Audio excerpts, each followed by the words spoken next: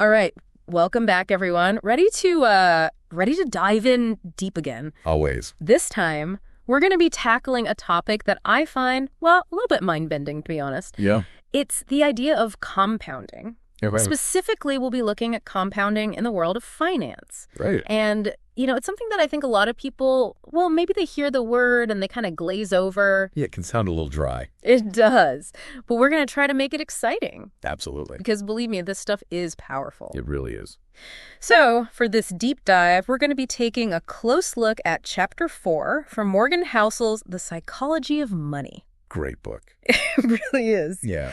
This chapter is called Confounding Compounding. Love the title. Me too. Very appropriate. Yeah. Because as we'll see, compounding, well, it can be a little bit counterintuitive. Absolutely. We're going to be exploring why this concept is so often overlooked, even though it's one of the most powerful forces in finance and honestly in life in general. Yeah, that's right. It's not just about money. And we're going to get into some pretty surprising examples too. Well, get this.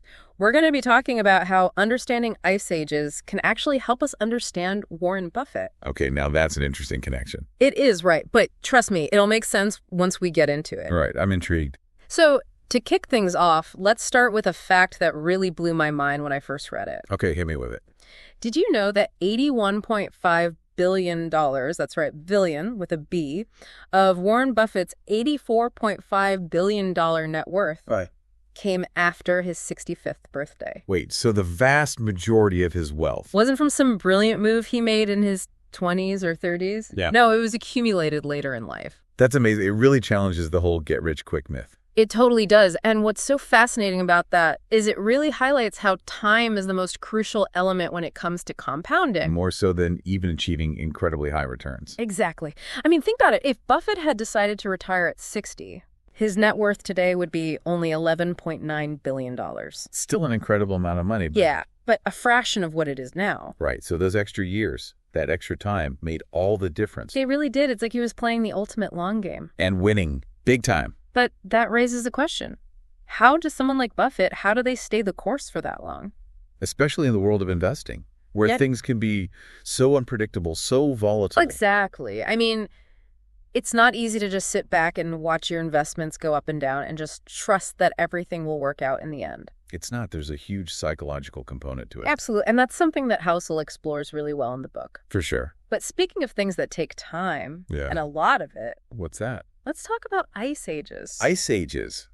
What do those have to do with investing? Well, I have to admit, I was totally hooked when Housel connected these massive natural phenomena Yeah. to the idea of compounding in finance. Right. You got to explain this one.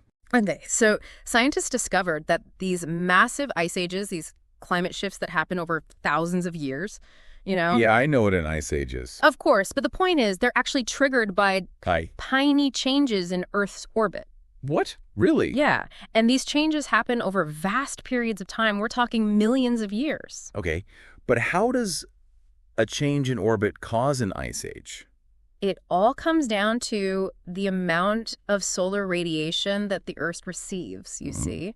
Even these subtle shifts in Earth's orbit can affect how much sunlight different parts of the planet get. Interesting. And over time, these tiny differences can accumulate, Okay. eventually leading to the formation of massive ice sheets. Wow, so something as small as a slight wobble in how the Earth spins. Can lead to continents being covered in ice. That's mind-blowing. It is, right, and that's the connection to compounding. I'm starting to see it. So just like a few extra snowflakes each year can eventually lead to an ice age. A small amount of money invested consistently over time can grow into something enormous. Exactly. It's the snowball effect in action. But here's the thing.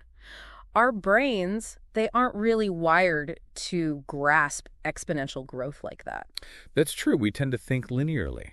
We do, and that's why we often underestimate the power of compounding. It just seems too good to be true.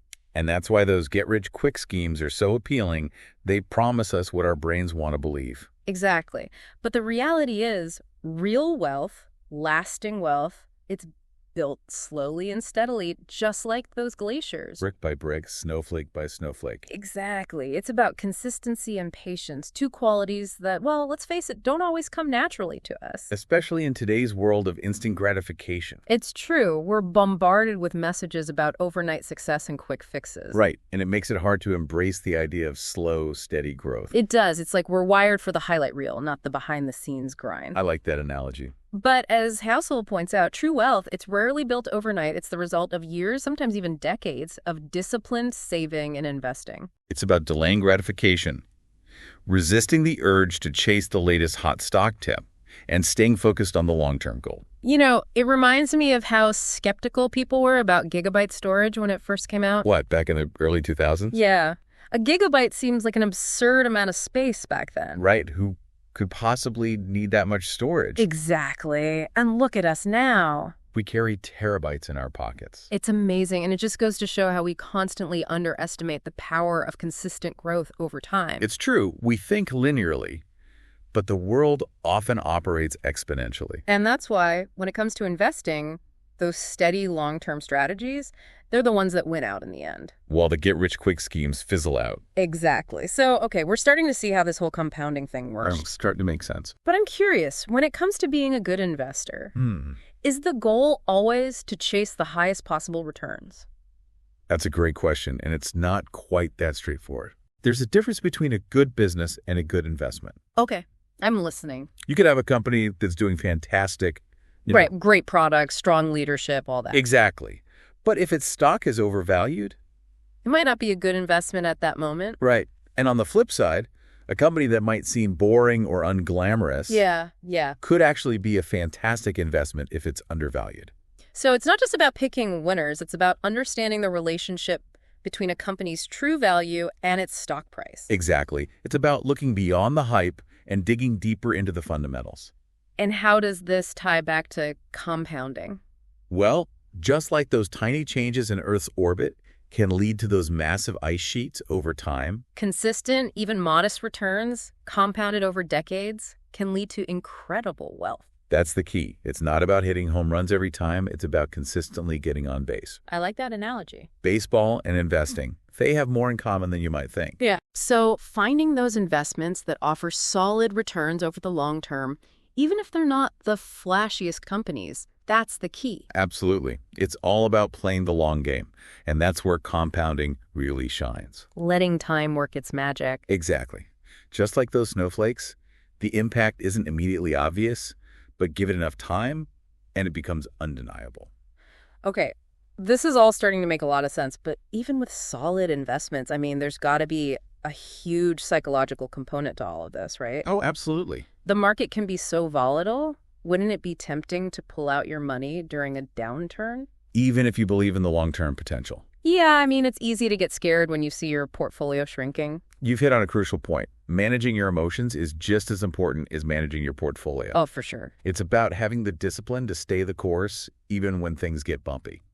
Easier said than done, though. It is. It's really easy to get swept up in the fear or greed of the moment. And that's when people make mistakes, right? Often. Yeah. So how do we resist those urges? How do we cultivate the patience and discipline needed to really harness the power of compounding? Well, that's the million-dollar question, maybe even more important than picking the right stocks. Okay, so how do we do it? Spill the beans. It starts with understanding the psychology of money. Okay, that makes sense, but how do we actually do that?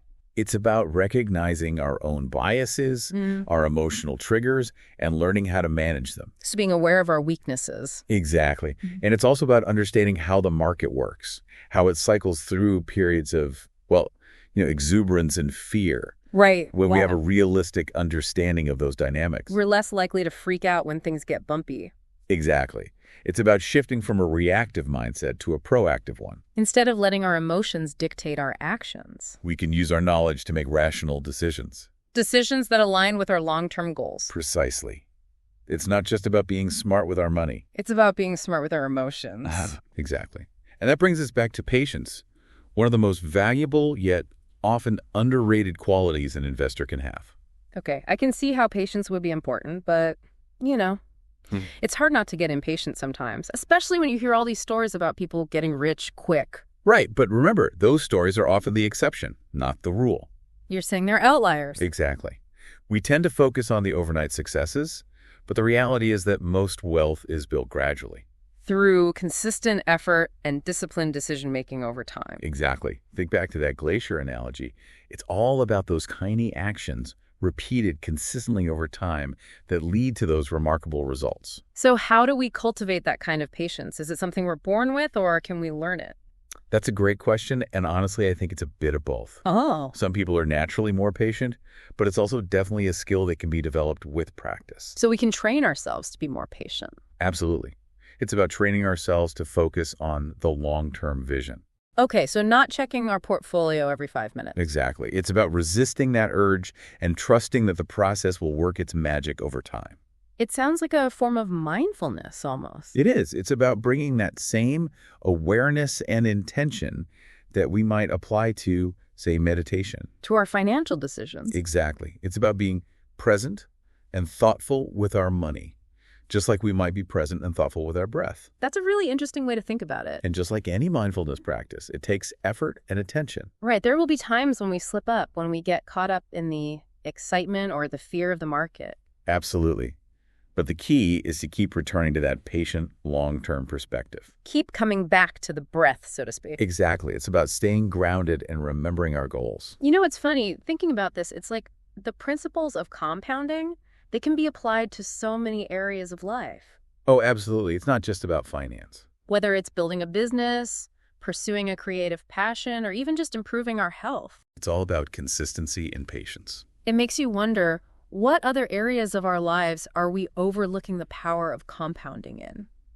That's a great question to ask ourselves, and it's a challenge to think differently about progress. To let go of that expectation of overnight success. And embrace the beauty of slow, steady growth. So, if we were to sum up everything we've talked about today, what would be the one key takeaway? That's a tough one. But I think the most important message is that compounding, in all its forms. Yeah. It's a force that can work for us or against us. What do you mean by that?